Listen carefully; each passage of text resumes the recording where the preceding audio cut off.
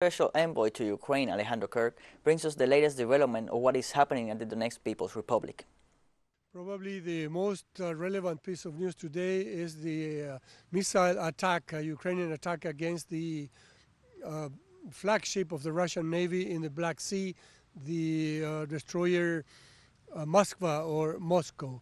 The consequences of this are still to be seen, probably an intensification of the conflict.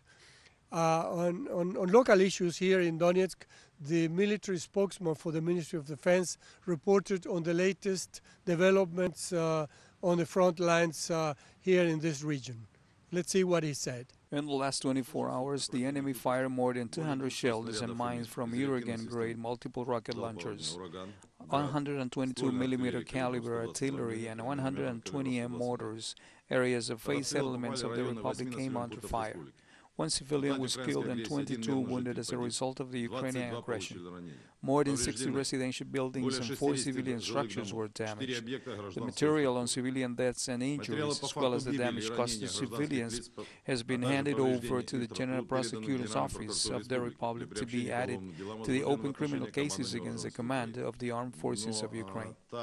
Very serious defensive structures were built here, but the type of operation that is planned and will be developed later on has a slightly different mission. Your most important task is to destroy the largest grouping of Ukrainian troops in Ukraine, so give it time, soon you will see and hear for yourself, and you will understand why it was done so. That was Eduard Basurin, a colonel spokesman for the Ministry of Defense of Donetsk. On another development, it has been reported from Kiev that the regime there arrested a